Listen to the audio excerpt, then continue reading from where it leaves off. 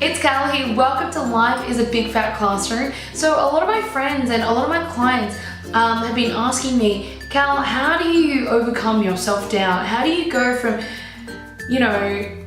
staying in your mundane, your okay 9 to 5 to actually having the courage to overcome that self-doubt and go out there and pursue whatever it is that your passion is or your dream job? Like, how do you go and do that?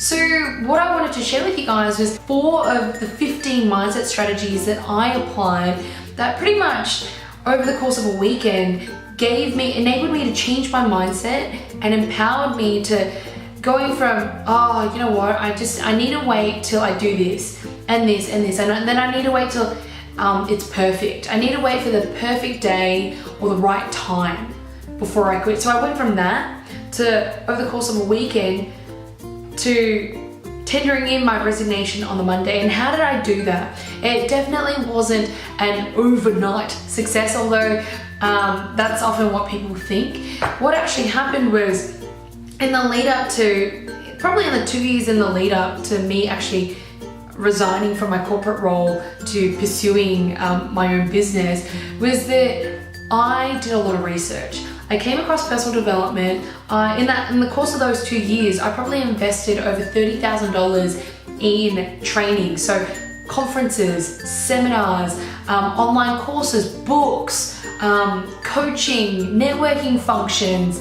I did a whole breadth of research just to figure out, okay, what is it that I want for my life? What vision is it that I want to create?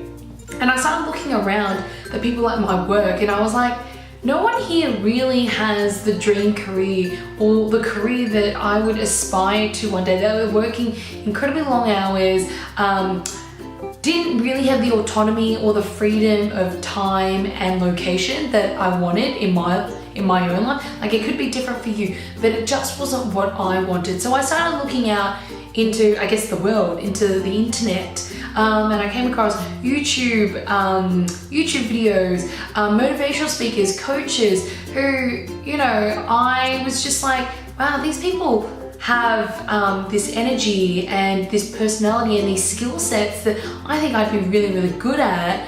And I started researching what their story was, how they got to where they were, what were the milestones and the skill sets that they developed to get them there.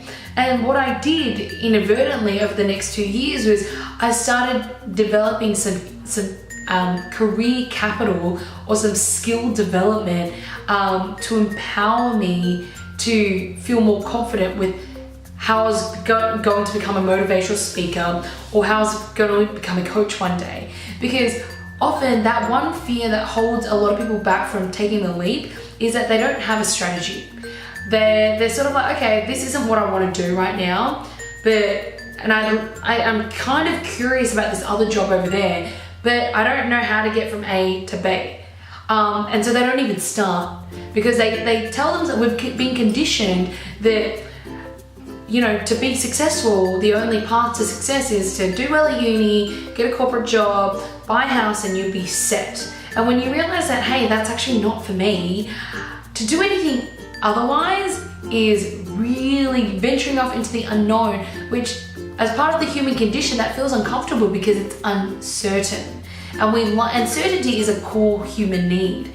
So how do you overcome that? I would say if you're curious about an alternate career path, or you have a passion out there and you know what that is, start collecting evidence and reasons as to why you're going to succeed and how you can actually get there, so that you don't just quit one day and you're stuck with no resources or no plan in place to get you from A to B. So that's what I would do. I would research blog articles, go on the internet, research online courses, LinkedIn, Instagram if you want to get into social media. Study, read. It's funny, once we leave uni and we leave high school, we kind of stop studying. When, I am committed to becoming a lifelong learner, so I constantly have my bookshelf and my resource library stocked with resources.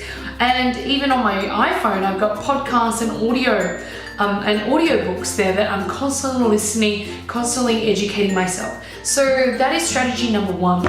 Number 2 is actually asking yourself empowering questions. Something that I learned off Tony Robbins, who's the personal development guru in the personal development space. He's like the king. He's like been in this space for like over 40 years. He says that the quality of your life is dependent on the quality of the questions that you ask yourself. What does he mean by that? Well, if you think about it, we have actually been conditioning our minds inadvertently to ask ourselves a lot of disempowering questions like, what's wrong with me? Why can't I do this? Why don't I have enough experience?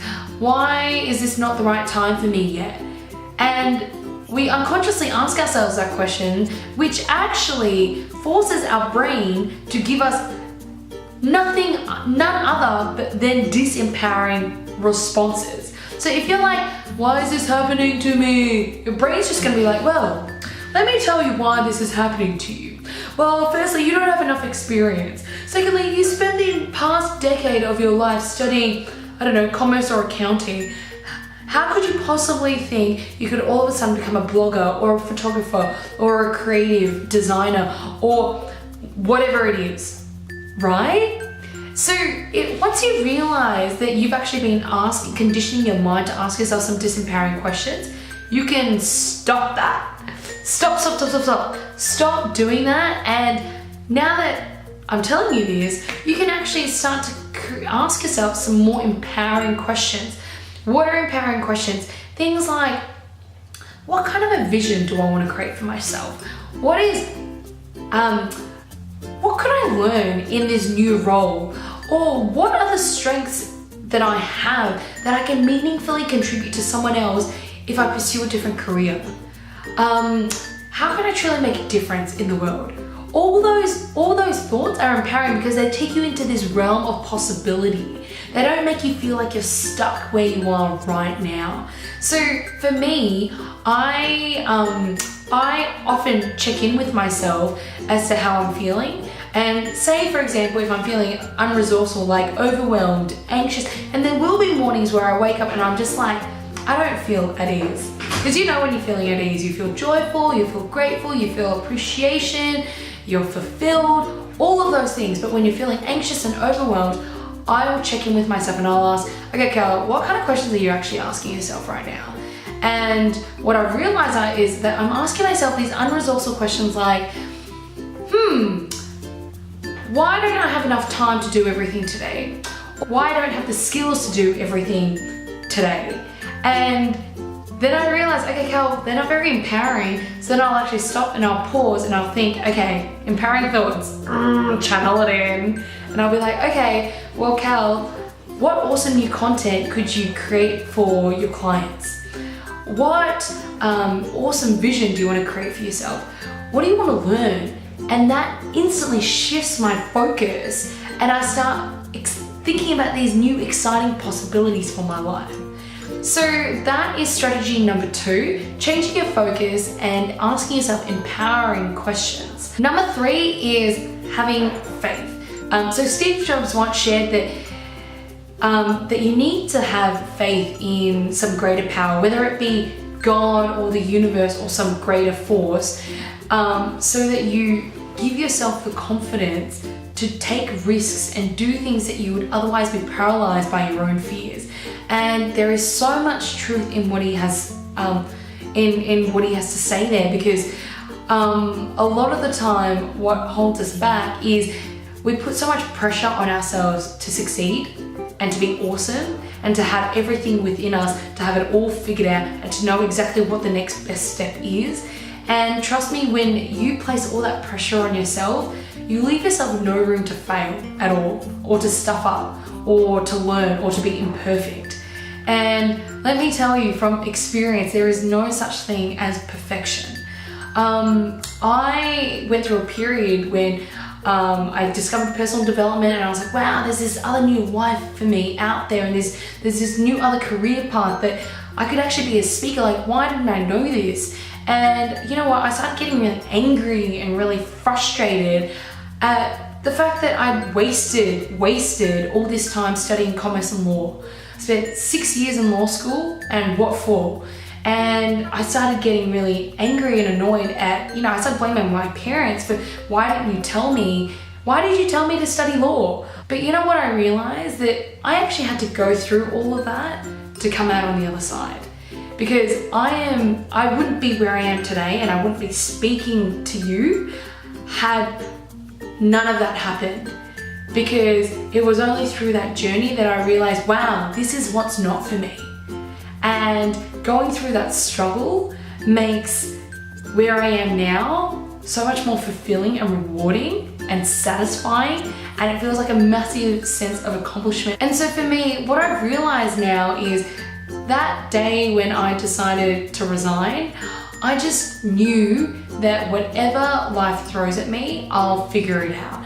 I have everything within me to find a solution for it. And if I didn't know what it was, I'd get resourceful, and if I got resourceful enough, I'd find a suitable solution for it. And no matter what happens, there is always something to be learned from every single experience. And when I just trusted the universe to guide me, it was just like this massive weight that had been lifted off my shoulders. I'm not religious or anything like that, but I just trusted that if I project myself out there and if I just be me, opportunities and people will come my way. Because the thing is, you attract what you put out into the universe, and the people that you attract and the people that you're friends with, likelihood is, actually, this is like a scientific fact, quantum physics, you see parts of yourself in that other person.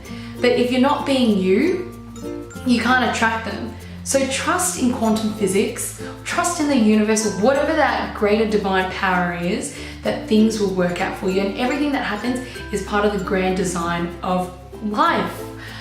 So that is number 3, having faith and trusting the process. And number 4 is embracing the struggle, saying yes to the struggle. Because a lot of the time when challenges happen to us, we think, why me? And again, that's a disempowering thought.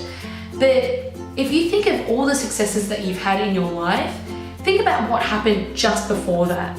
Just before you finished year 12, just before you finished all your exams, just before you went traveling on your own, you would have went through a period, a phase of intense fear, challenge, or struggle. And it's because you embraced it and you went through it that you came out on the other side. If you didn't have to go through that and it was just easy, life would be so boring. Like if you think back to the first day you started your brand new job, those first couple of weeks or months, they were incredibly exciting. Yes, they were challenging, and yes, you probably struggled, but now you're so much more grateful for it because you've grown. And growth is a core human need. So they say you're either dying or you're either growing or you're dying. Maybe not physically, but spiritually inside. If you stay doing the same thing, not learning anything new for a long period of time, you'll get incredibly bored. And if you do that for long enough, you'll be depressed and incredibly unfulfilled. So embrace the struggle. For me, to give you an example, at the start of the year, I joined this intense, extreme diet and training program where I had to lose 9 kilos in 6 weeks.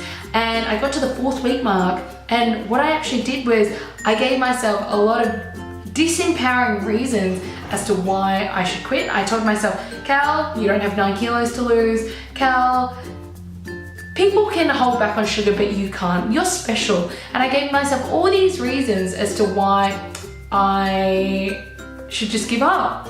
And you know what? That was me not embracing the struggle, because I didn't acknowledge that the resistance is always going to be there. For you to grow, struggle has to come first. That's just a fact of life. That's just how life works. So to go back to that example, it got to the end of the 6 weeks and I'd lost 6 kilos. Yes, it was a great achievement, but damn, if it had been 9, I think it would have been a lot more just satisfying and rewarding. But because I didn't embrace the struggle, I actually hid away from it. The grass wasn't greener on the other side. And so I think a lot of the time when we want to get to the grass that's green on the other side, we want to go around the mud or go over the mud, but you know what?